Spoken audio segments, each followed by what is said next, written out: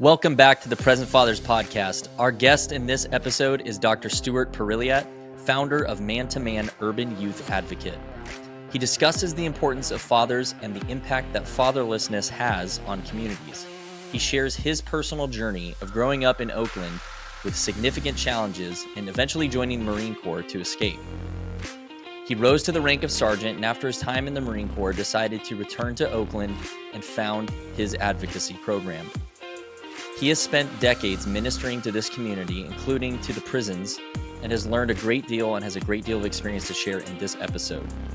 Through these decades of service, he has discovered that fatherlessness is the root cause of many social issues.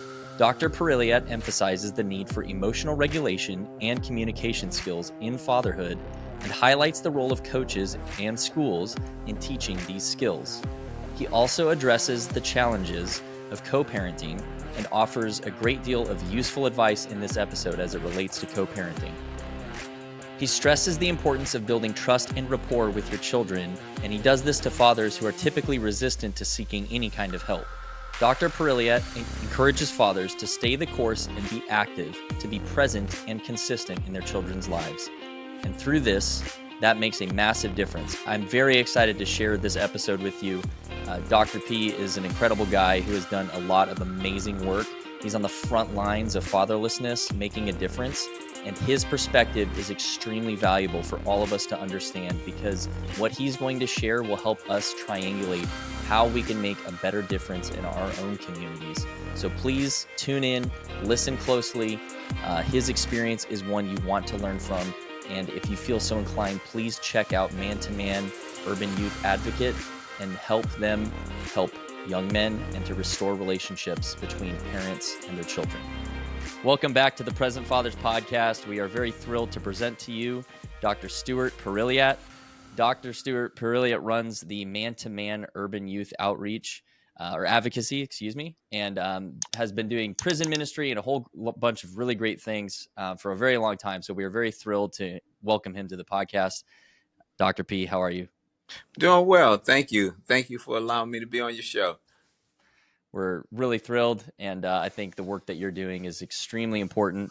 I think a lot of people maybe don't realize how much of a problem, fatherlessness really is, especially in certain communities around the country. So we're very excited to get your input on such a pressing issue, right? And that's why we started this podcast, was to advocate for men to be better fathers. So you're on the front line of that, literally. So let's start. Tell us a little bit about your background, kind of your upbringing. I know you joined the Marine Corps to kind of get out of your situation, right? Tell us a little bit about how your upbringing was and kind of what motivated you eventually to get to where you are today running this ministry.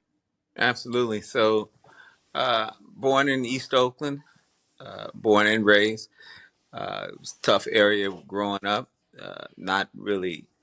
Most of the communities were fatherlessness. I did have a father at home, but he wasn't very present in my adult or my junior high years. He was there during my elementary years, and then some happened where he stayed at home. I mean, he worked, and he came home, but he wasn't really active. He wasn't present. He wasn't consistent in my life, which created a place where I started doing a lot of things that I shouldn't have been doing.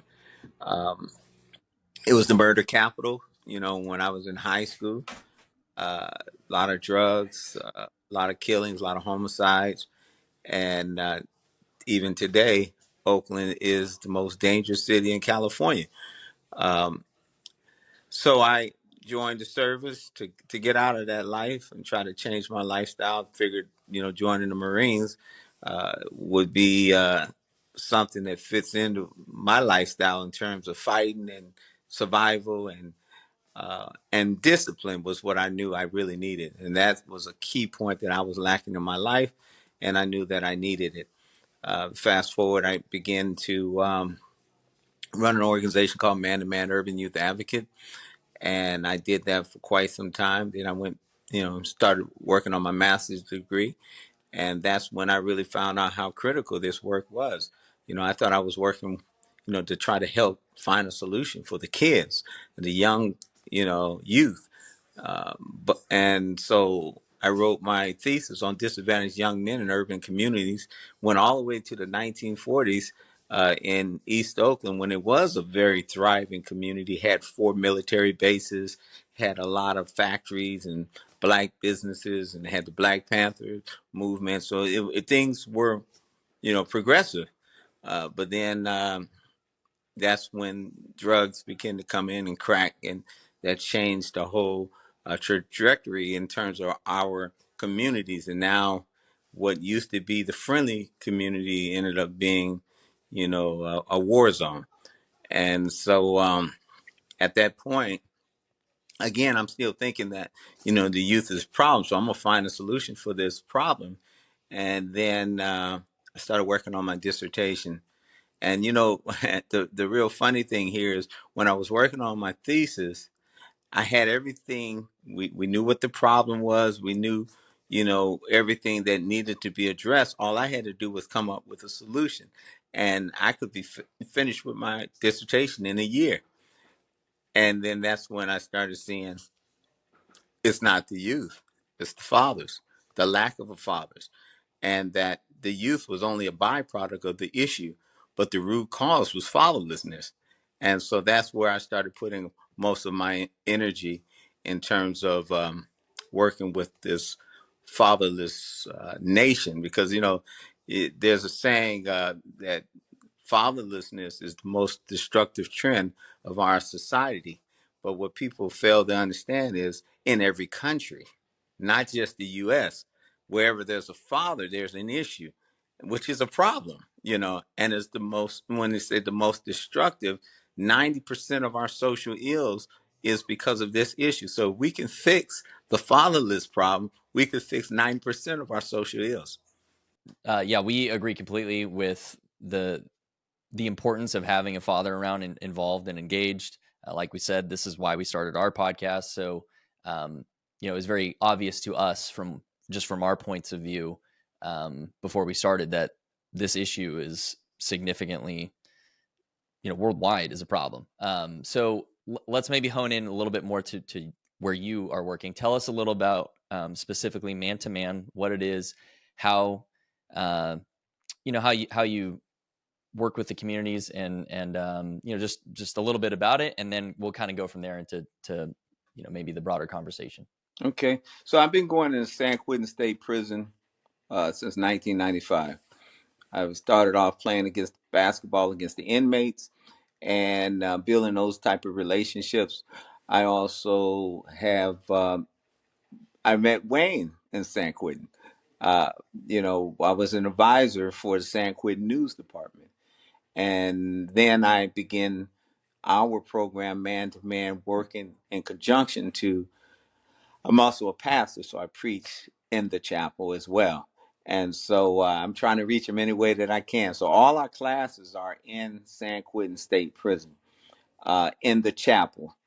And we teach men and emotions. That's the one we start off with, because we see a lot of men have problems with the emotional piece, based on what society says what it means to be a man.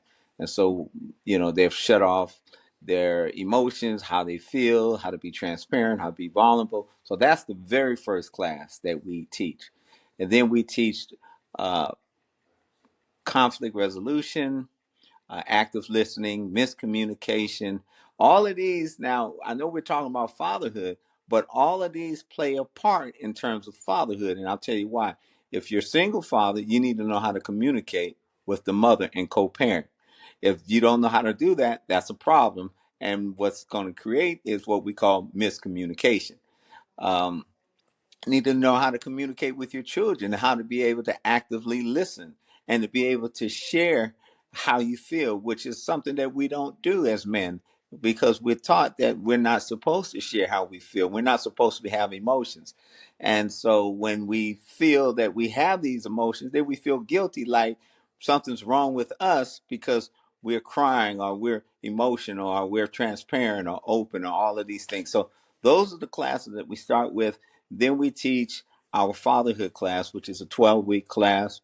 I'm a member of the Fatherhood National Initiative, um, and I am I've done grants with them. I've done programs where I've gotten trained to be their facilitator. And then we also have our own curriculum, which is FAST, Fatherhood Advocacy Support and Training. On top of that, we teach a 52-week domestic violence class, teaching these men that, violence is more than just physical, but it can be emotional. It can, those scars is just as deep. So all of the areas that I've pretty much noticed that men are struggling with in terms of men and masculinity, that's another class that we teach. I'm actually teaching a workshop next week on toxic masculinity and being able to communicate about your sexuality, about who you are, your masculinity, what it means to be a man. The role has changed and they didn't prepare us for the change. I actually want to recap something you just said. So, what a lot of people in society and a whole don't realize is that fathers teach a lot of those skills that seem so basic.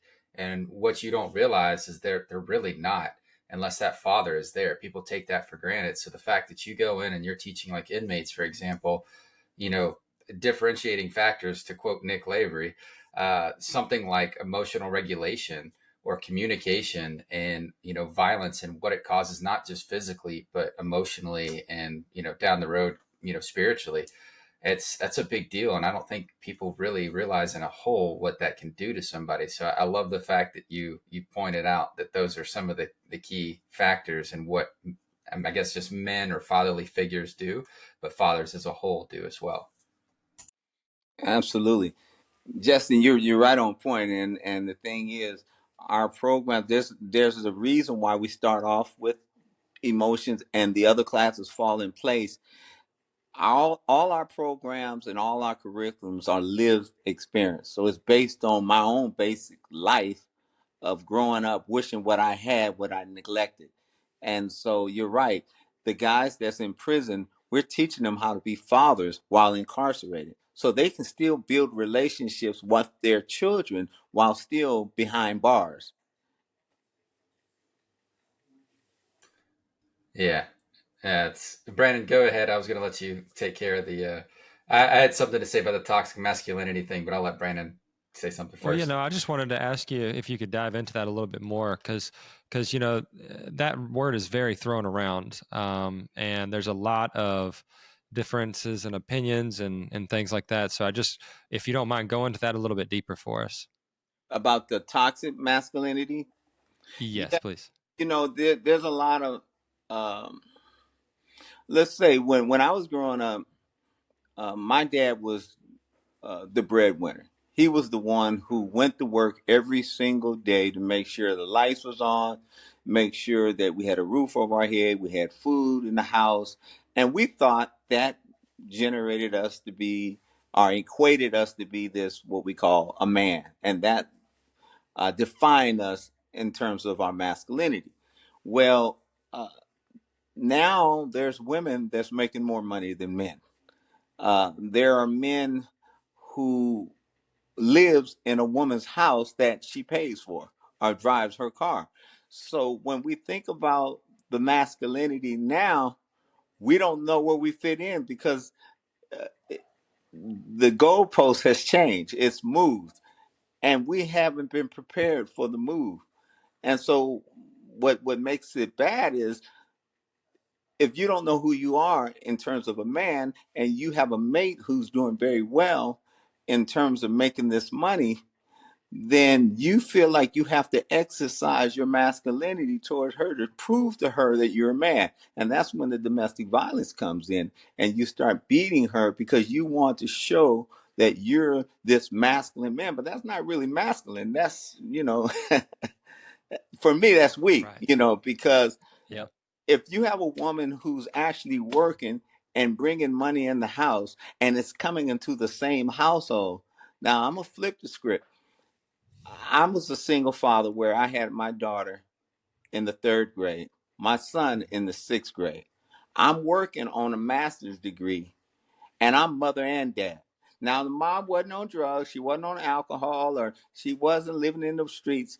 But in terms of what I felt that I could contribute for my kids and fought to get that was a complete different thing. So when my kids came home from school, I was the father like the mother. You understand what I mean?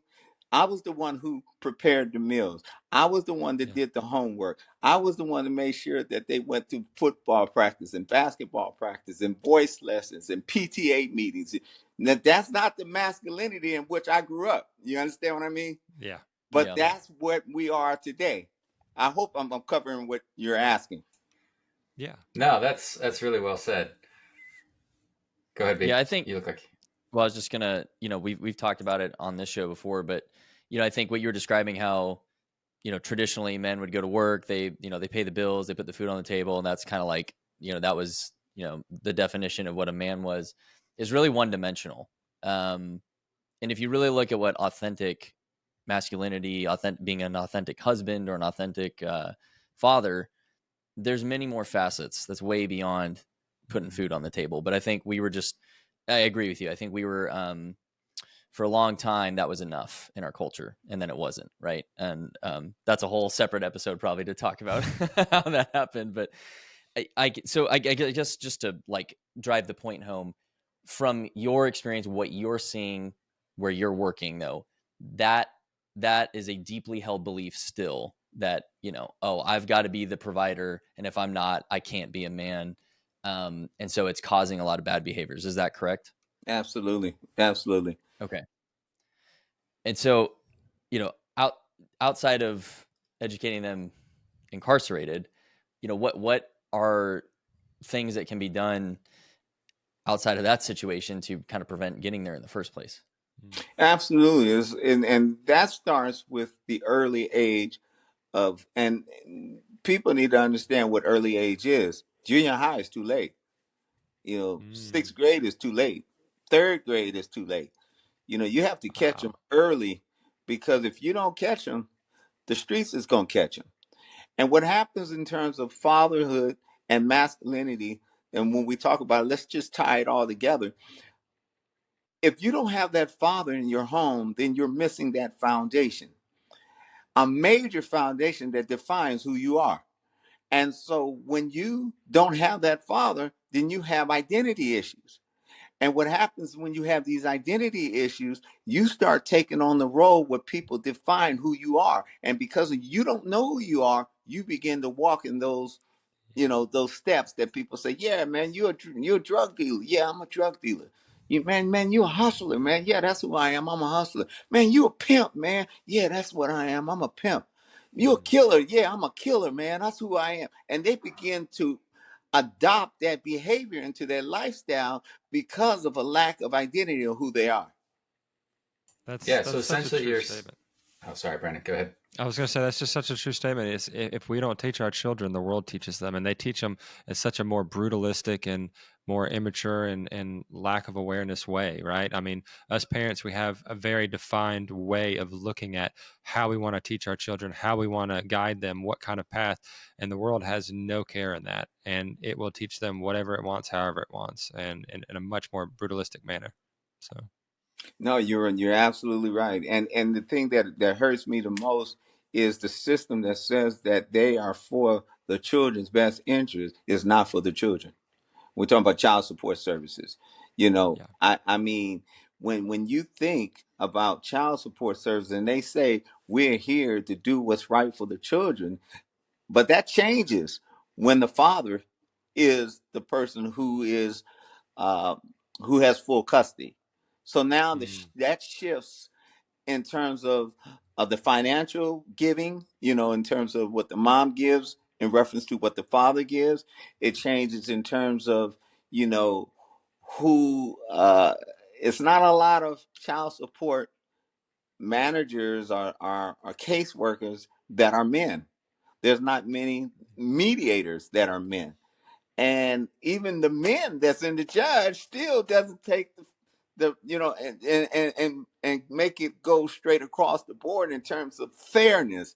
So it's not a father friendly system either. Yeah. And so essentially what you're doing is stepping in and teaching these men who have the opportunity to be a father and essentially catch these children at a young age you're saying, hey, if you don't step in, someone else will for you. The streets will step in for you. And instead of you teaching what is right and wrong, they're going to teach your children, hey, being a pimp's cool. That's right. Hurting people. That's right. Selling drugs. That's right. And that's a good perspective to look at it, is if you don't step up as a father, other men will. And sometimes they're not a good influence. Absolutely. Over 80% of the inmates grew up without fathers. Sorry to interrupt the episode, but real quick, we wanted to correct a stat. Dr. Perrilliat said that there was 80% of inmates that grew up without a father. He double-checked that stat, and the number is actually 40%. So we just wanted to insert this to make sure that the correct information was reflected in the episode. So it's 40% in the prison grew up without a father. Back to the episode.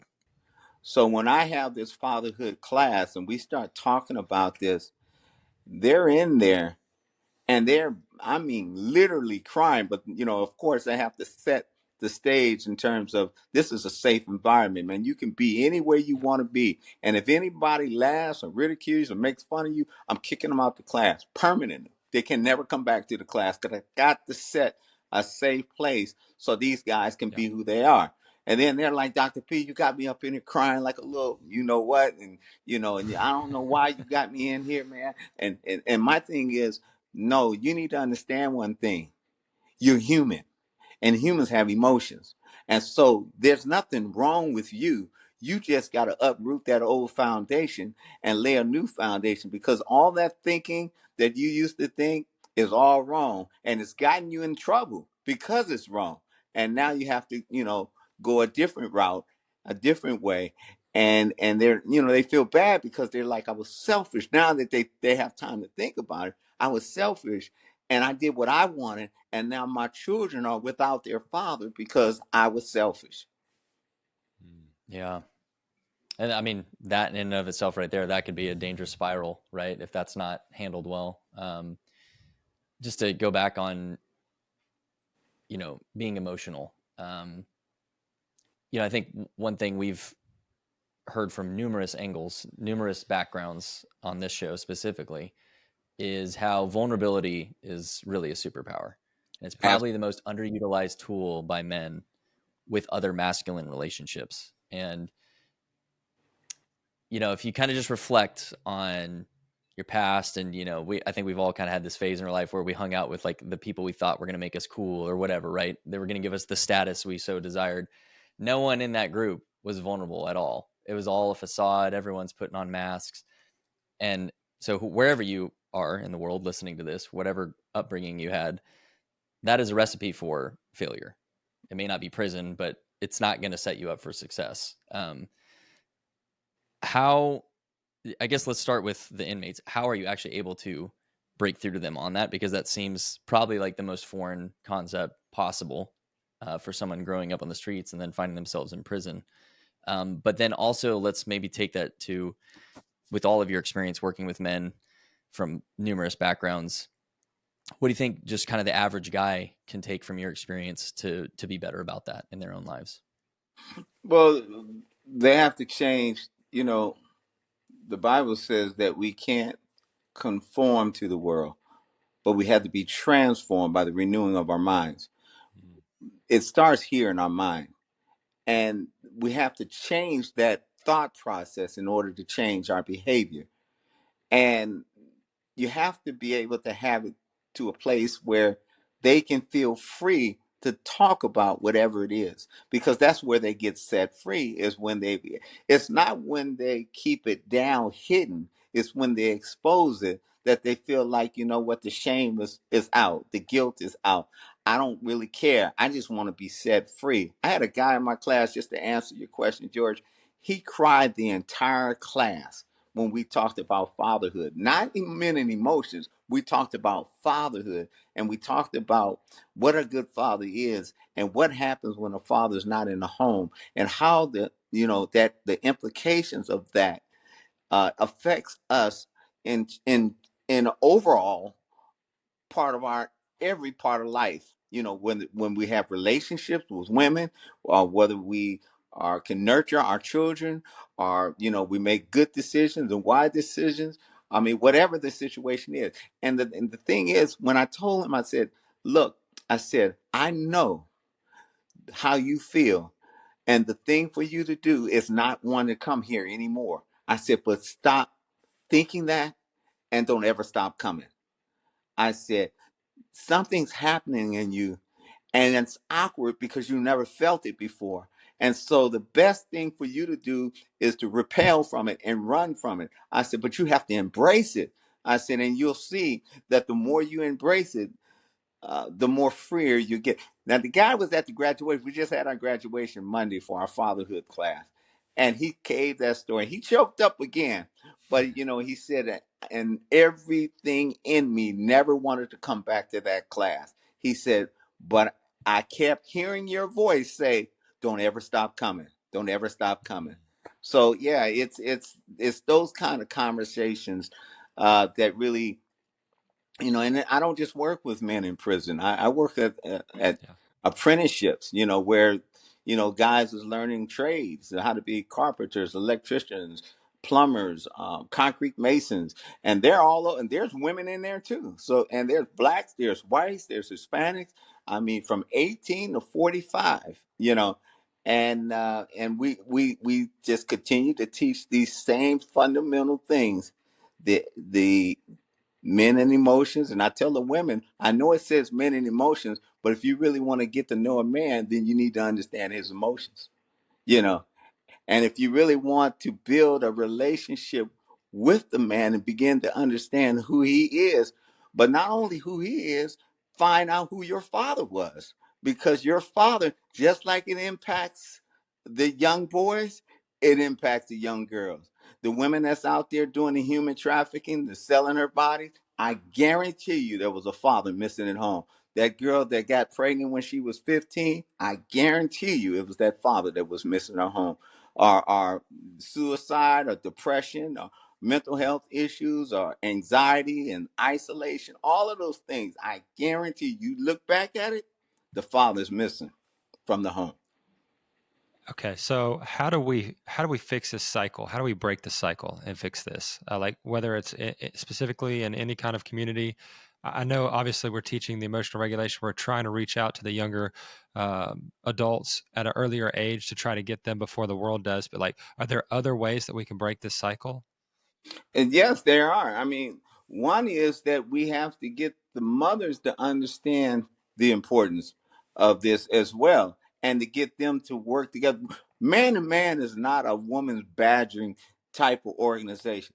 It's a family organization. It's really it's an advocate for the children working with the mother and the fathers. So we have to make sure that the mother and the fathers are on the same page.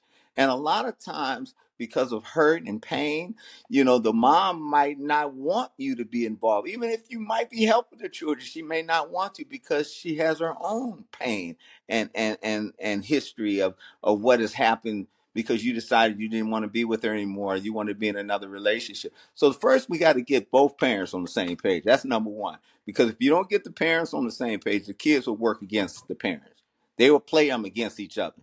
The second is we have to get the schools to understand, because if you think about it, how many classes did you take on communication in elementary school? How many classes taught you about vulnerability and being transparent and how to communicate and how to listen? None, exactly.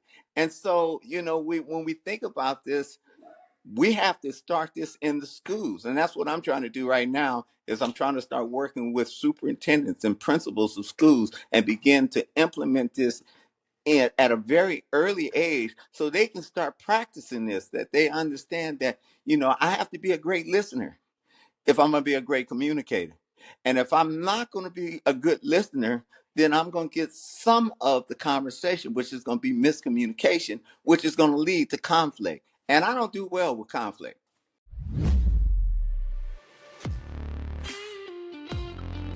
Hey there. We hope you're enjoying this episode of the Present Fathers Podcast.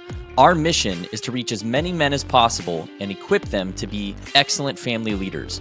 We believe that by inspiring and equipping men, we can change bloodlines and positively impact our culture. You can join us on this mission and partner with us today by doing one of two things.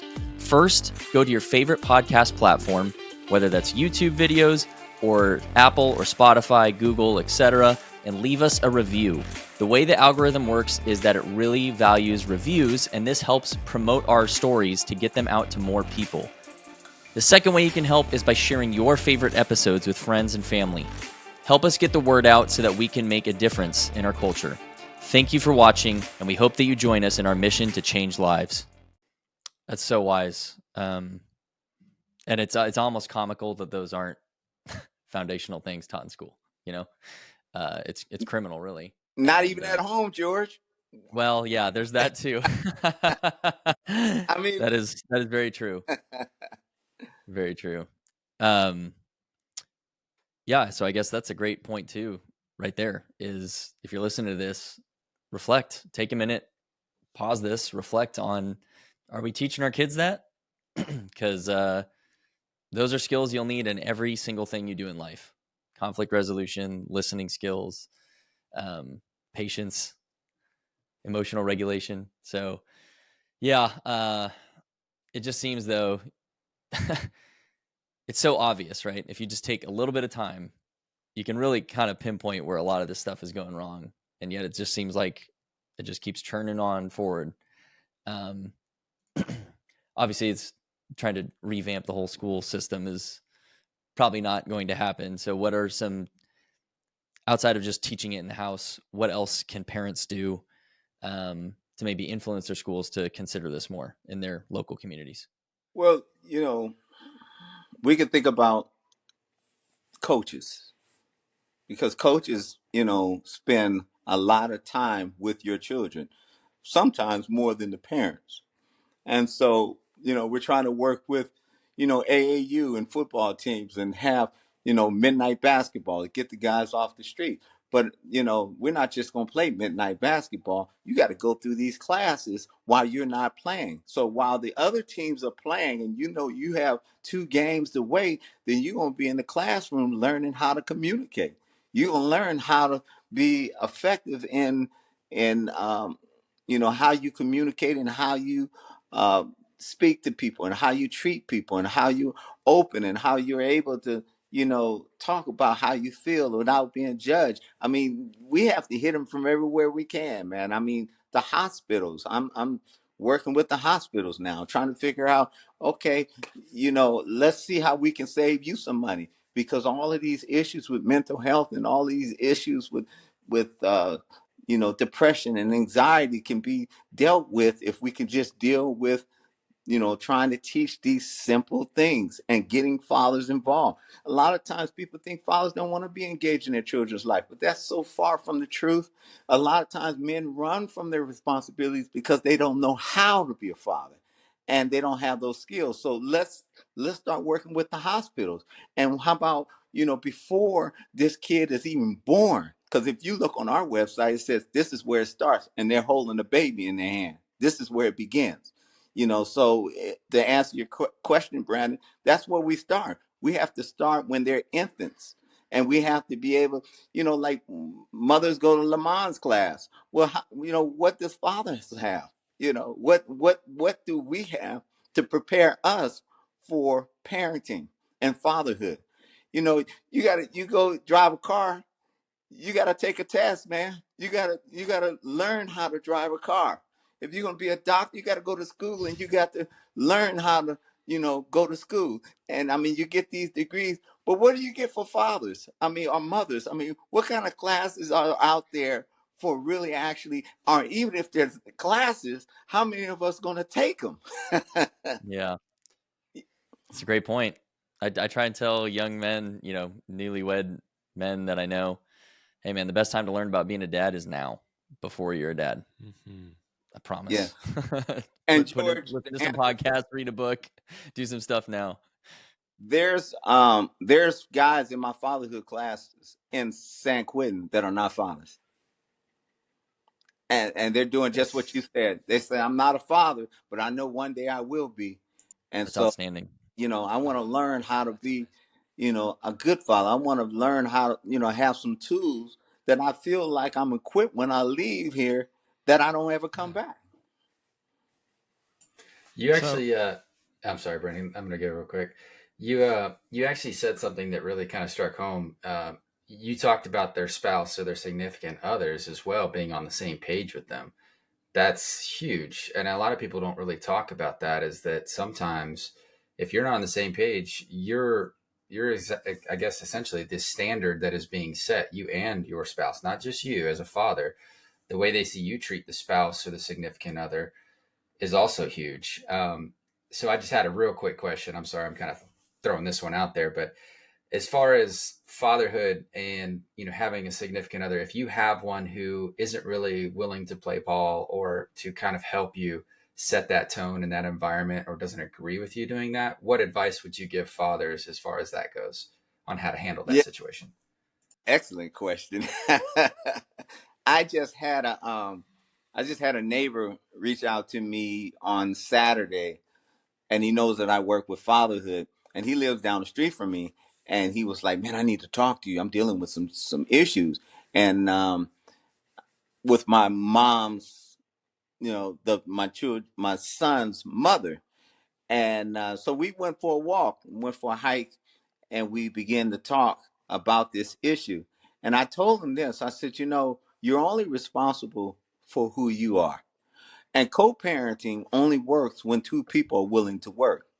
And so sometimes, you know, for me, Justin, um, when Mother's Day came, my daughter was basically saying Happy Mother's Day because she looked at me as a mother and a father. And then she stayed with me for 9 years. When she became 17, she lived with her mom. Her mom wanted 50-50. So she went for the 50-50. Now, here's the thing that what you're saying. She never works with me. But my daughter always comes to me asking me for the things that she needs when she's with her mom. And I'm at the place where, sometimes it feels uneven and unequal, and unfair. The fact that I'm doing everything even when she's with me or not with me. But what I've learned is to try to figure out the best way that I can meet her needs. And if the mom wants to participate, well, then that's a bonus. But I'm not going to set myself up for failure expecting her to do something that I don't think she's capable of doing. And Wow. so, Justin, one of the things that I remember when I was trying to change my life, and I I was a bad character back in the day, man. I did a whole lot of bad things that I'm not very pleased with. But I remember asking my brother one day, and I told him, I said, "Look, man," I said, "how do you do right when you've done wrong all your life?" And I began to ask him about our father who disappointed me in many ways. And he said, "You know what I've learned?" I said, "What's that?" He said, "I've learned that if I don't set any expectations, I won't have any disappointments." And that's what I would say to that man that you're talking about. Keep doing what you're doing in terms of your children. And if the mother's working with you, that's great. But if she's not, it's still our responsibility to do it. And don't set any expectations that you're going to be disappointed. If you know that that's not going to work, and every time you're being played against, because I want to be a father, I don't want to be a friend. I got enough friends. I can be friends with my kids later, but right now they need the discipline, they need the foundation, they need the structure, they need what it takes to prepare them for this thing called life. And a lot of times that doesn't agree with the mom, and then the other part that I want to talk about that carries on to what you're saying is we have to remember the culture in terms of the way the mother was raised and the culture in the way the father was raised. So what you think as a father is the right way because that's all you know. But the mom is saying, no, that wasn't the way I was raised. This is the way that I was raised, and this is right. So now this is where we have to learn how, to agree to disagree, and to be able to say, okay, well then let's see how we can meet in the middle. And compromising is being able to come into a situation knowing you're going to lose something. So I know that, I might not get everything I want, but I'm going to get something that I want out of this compromise. And when two people are working in that way and understanding that, what, we're going to lose something to gain something, but that's okay, I think we're on a good start. Yes. So you're essentially saying, just be a strong father, a leader, and practice the things we talk about, which is communication and emotional regulation, things like that, so that they have the intelligence and the wherewithal to just come to you with the issues they think they need to come to you on, and then they can handle the rest of them on themselves, or, deal with their mother, whoever that significant other is. That's a great point. Thank you for elaborating on that. Well, and I just want to echo, Dr. P, what you're talking about, how you basically got to stay the course, right? People are going to be upset with you. Right now your kids may not like the discipline you're instilling, but the long-term reward is worth it. And I know that there's so many men right now in that situation where they feel like, man, I basically have to sacrifice everything to do the right thing here, and they're going to hate me and they're going to be mad at me. Ironically, we just talked to Dr. Meg Meeker like 2 weeks ago about this exact topic. She wrote a whole book on it, and her overwhelming opinion in basically every scenario is do the right thing that you believe in your heart to be right as dad, because, like you're saying, right, the stats about how many people end up in prison if they didn't have a father around, like they needed that in their life at some point and didn't get it, and it didn't work out for them later down the road. So that's a hard pill to swallow, especially if you're in that situation where, it's a split home and co-parenting and all that kind of stuff. But, if you're listening to this, hopefully this gives you a little bit of encouragement to kind of stay in the fight and keep on keeping on, because it will be worth it for your children. And they'll know one day, right? Like you were describing the situation where your daughter kept coming to you. Your kids are going to figure out eventually. You don't need to be the one to kind of like share all the gory details. They'll figure it out, which parent is actually invested in their well-being in the long run. And it may take longer than you want, but when that shift happens, it will now be a lifelong bond from that moment forward, because it's just going to be so obvious to them in their own journey. Absolutely. One of the things and would love for the listeners to take away, as a father, we're going to make a lot of mistakes. There's no manual to a perfect father. Yeah, I don't care. I got 4 kids. They're all different. I got one 37. I got one 30. I have one 21 and one 17. They're all different. But what I can say, all the money in the world can't pay for what I'm getting ready to tell you. And it's free. I mean, for what I'm getting ready to say is free. And if you can get this, this will make you a great father. Being active, present, and consistent. If you can be active, present, and consistent, it doesn't matter about how much money you have, where you live, or anything like that. All these kids want is you. Amen. Amen. I was stuck on mute. Yeah. So with that said, and with you talking about dads that are hesitant and they're ready to run because they're not educated and they don't know what to do, one of the other things that's important is how do you specifically engage with fathers who may be hesitant or resistant to seeking help or support? And like, how do you build that trust and that rapport with them? Yeah, that's, Brandon, every class I teach, whether it's in prison, out of prison, whether it's anywhere in the world, because I teach a lot. I teach in Tennessee. We just had a big convention for the Commissioner of Human Services in Ohio, and the thing that I get the most is I always ask this question: how many of you have trust issues? 95% of the class raise their hand every time. It doesn't matter what color or anything. And they're not afraid to put their hands up. So what I have learned is, and I learned this from doing what we call street ministry. When I used to minister to people, the homeless people, we have to find a common ground. We have to find something that gets these men wanting to talk. So if we know that they like sports, then we talk about sports. Or we talk about, women. Do you have any kids? They pull out pictures. They show you the phone. I mean, so these are things that we have to find a way to get them to feel like. See, when you do this common ground, Brandon, what happens is they drop their guards because they're so comfortable and engaged in that conversation that they don't have time to be afraid, or they don't have time to have fear.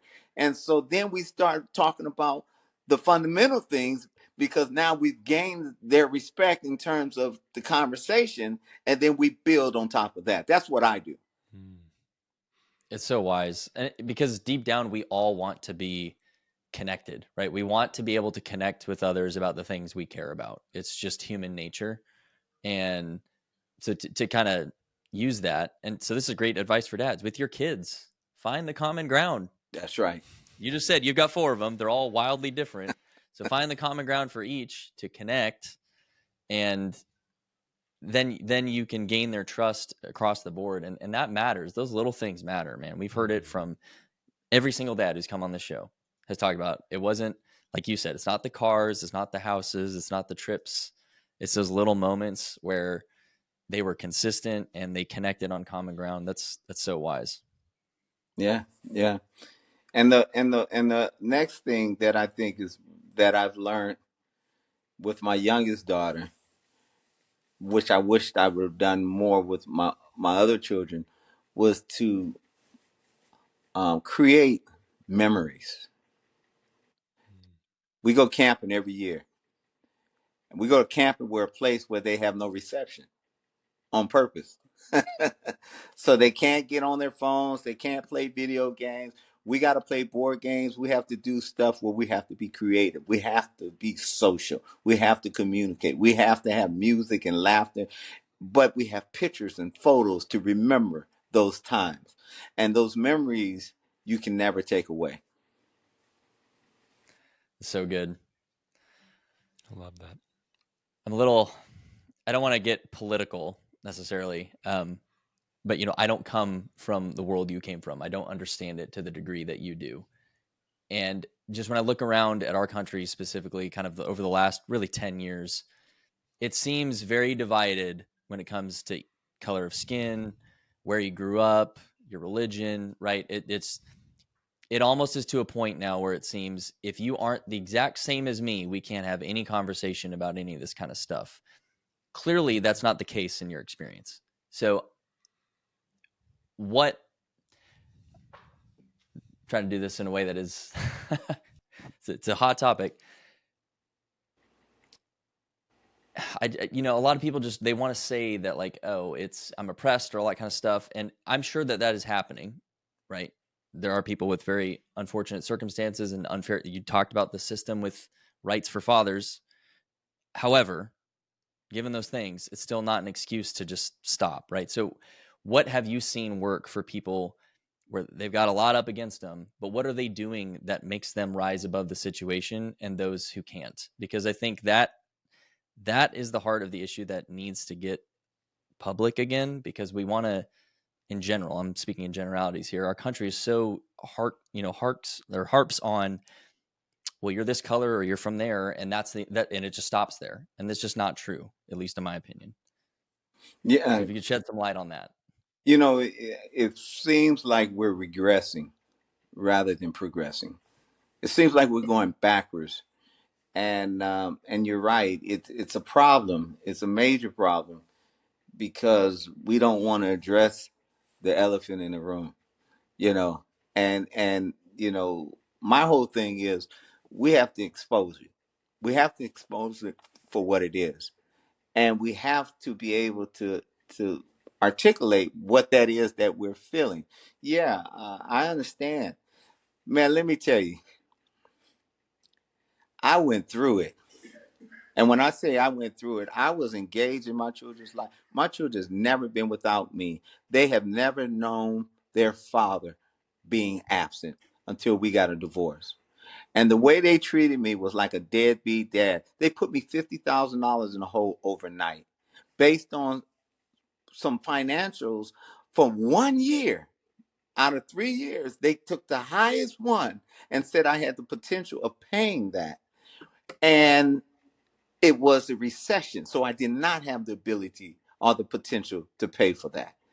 And I mean, it was like one wall after one wall after one wall. Man, I had to drive past my job to go an hour to drop my kids off at the daycare, come back to go to work, and then go back and pick them up. And I'm talking about in one day.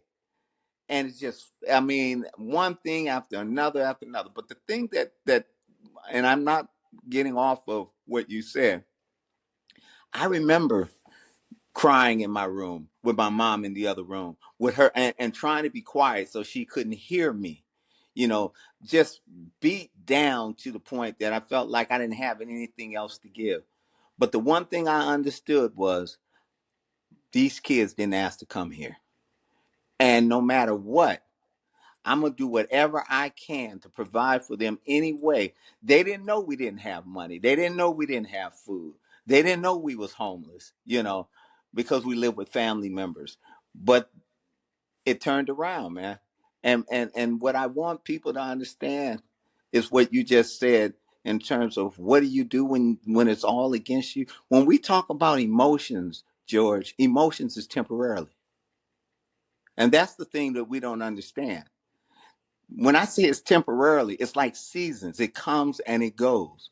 It's never going to last forever. And we have to understand some seasons are longer than others. But when we're going through the season, we have to understand that there's an expiration in that season. And that's what gives us the hope to keep going. Dr. Stewart, how did you make it through your season? I made it through my season with God. I mean, on my knees and praying and really actually seeking his face in terms of wisdom and hope, you know, because you know in Jeremiah it says, I know the plans for your life, says the Lord, the plans to prosper you and not harm you. They give you a hope and a future. And that was what gave me hope in a hopeless situation. I mean, in a time where I felt like, I mean, it couldn't get any worse, it got worse, you know. And and you know, fighting the systems in terms of mediation and child support and judges and the mother. But you know what, at the end of the day I still came out victorious. I got custody of my children. At the end of the day, after all of that, God gave me my children. And I didn't have a job. I was in seminary working on a master's degree with 2 kids and a doctorate degree.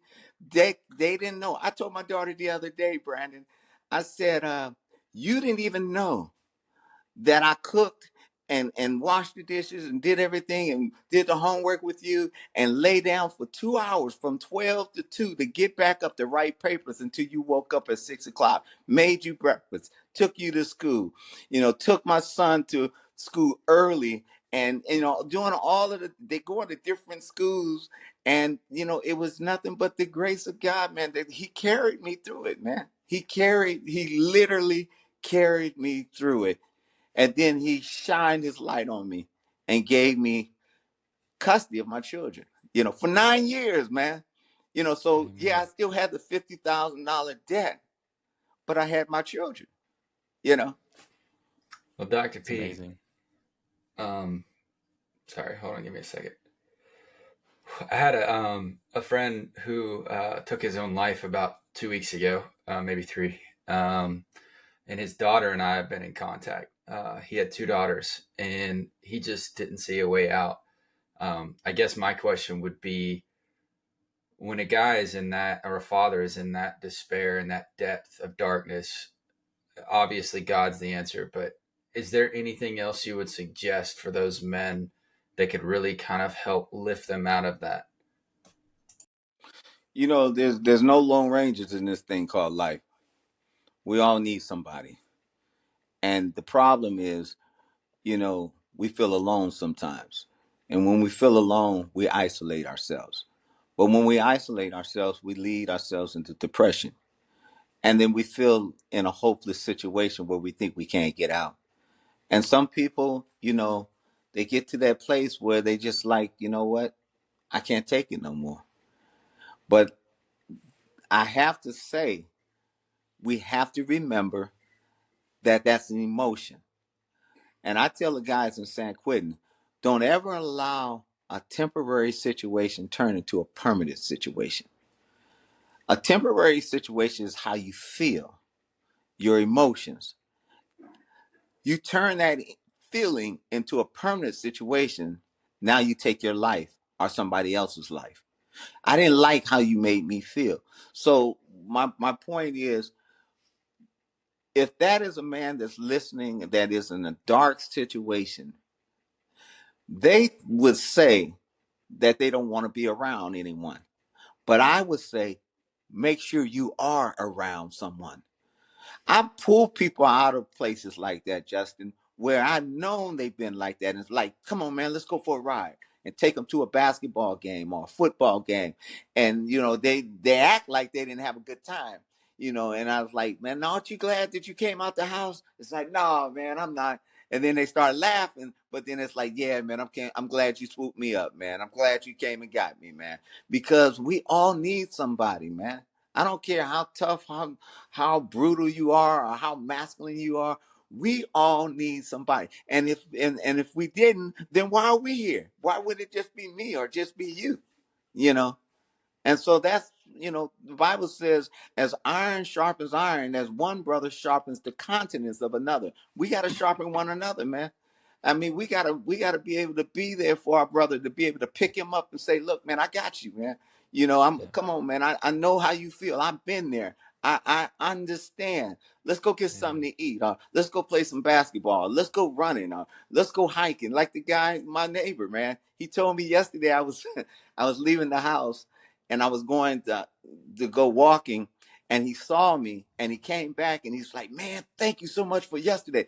And I felt bad because I didn't have a chance to talk to him, because my prayer partner was on the phone and he was getting ready to preach in like 2 minutes. So I had to pray with him before he went in. But he was happy because he got hope, because he realized, you know what, I'm not in this thing by myself. There's other people that's struggling like me. There's other people that has it a lot worse than me. And that, now that I understand that I have some tools to kind of navigate through this, it might not be the best day, but it's not the worst day either. Preach. Amen. I love it. No man is an island, right? I mean, the brotherhood, that's what we encourage, and creating community, and whether that's in church or where it's outside of the church, you just have to create people that can support you, because when you're in those lows, again, like you said, you want to isolate. That's our natural thing. Fix it ourselves, right? And there's some things you can't fix, right? Others have to help you. So with that said, we're speaking about death and hypotheticals. If you were to die tomorrow and you wanted to leave one solid piece of advice for your kids, for their life, what would it be? Wow. So you said, if I die, what would be the advice that I left for my children? To be the best that you can be, to do your best. None of us are perfect, but to make sure that you follow through with the foundation that's been laid before you. You know,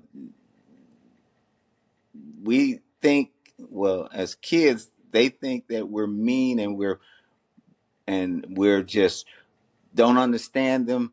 But the thing is, we love them so much that we don't want to keep them there.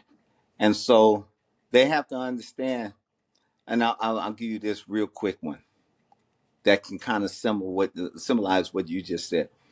Uh, my daughter said, Dad, she said, Stewart, my son's name is Stewart as well. She said, Stewart's getting ready to go to college. Wow. Do you think he's going to be ready? I said, I've taught him everything he needs to have to be prepared for life, just like I've taught you. The test doesn't start until after you graduate. It's kind of like playing basketball. You know, you got to play, you got to practice, you got to run drills, and you got to execute those drills. But none of that really works until you play the game. And this is the game. After I leave, will you be able to move on and go on without me as if I'm here? Because that's what I'm teaching you to be. I'm teaching you how to be independent. I'm teaching you to make good decisions. I'm teaching you to be a problem solver. I'm teaching you how to love and be united with your family and how to treat people. And all of that is in vain if you don't utilize it. Passing the torch. And I think you've done a very good job of that, Dr. Stewart. Thank you. Absolutely. So we'll go to something lighter, a little happier. So the question we ask of every guest or every father is, I'm sorry, I just lost my train of thought. George, you'll have to edit. I'm still thinking about Jonathan. Core I'm memory. sorry. Yeah, sorry. You're good. All right, Dr. P. So one of the questions we ask every father is, what is a core memory or just a time in your life with your kids that really just sticks out to you when you think about it? I just went to my daughter had a scholarship. Both of my kids earned full scholarships to a school called Marin Catholic, and it's $26,000 a year. And I had to stand up. They asked me to give a speech to the benefactor who actually pays for my daughter to go to school.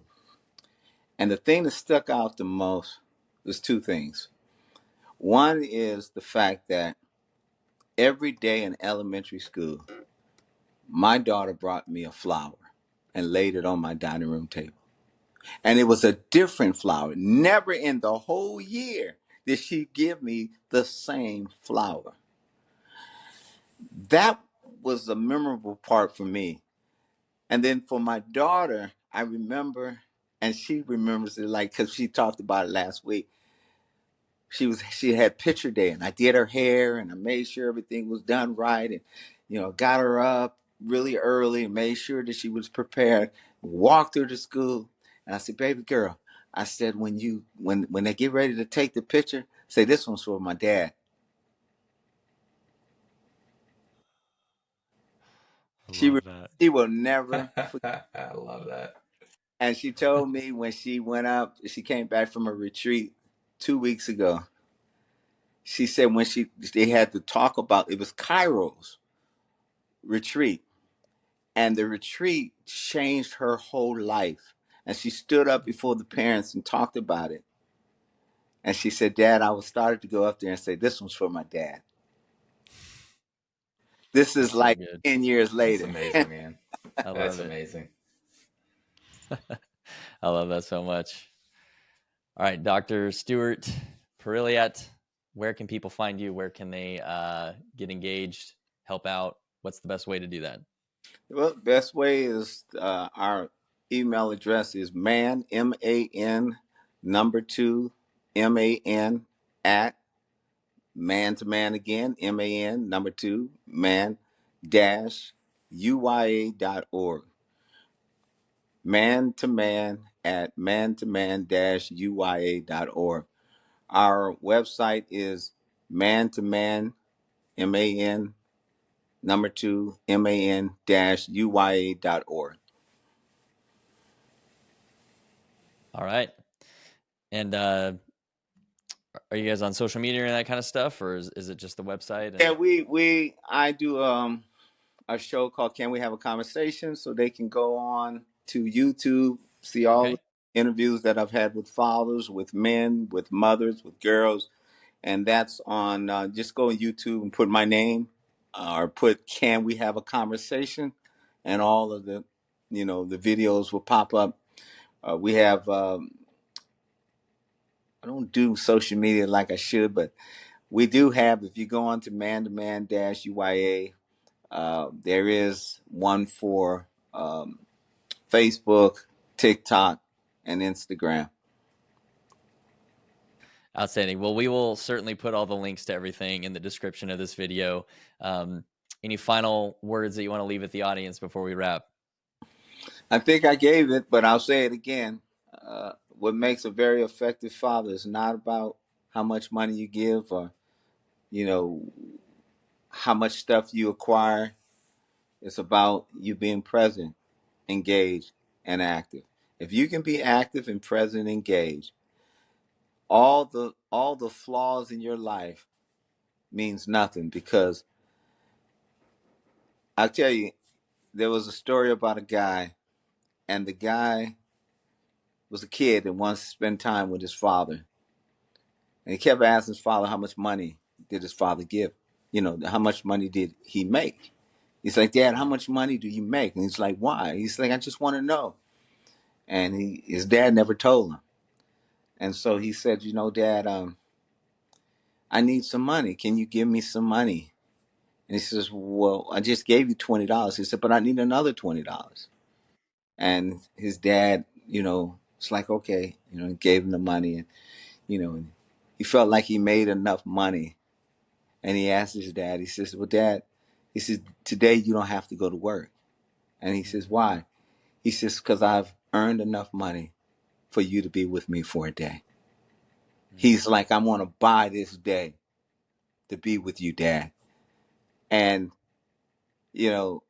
don't allow your children to have to buy your love. Yeah. It shouldn't come to that point that work is more important than you being engaged in your children's life. The biggest thing in life is the fact that these kids, the way they're shaped, the way they're formed, the way they think, you have the right to shape them and to form them. And if you don't, then somebody else will.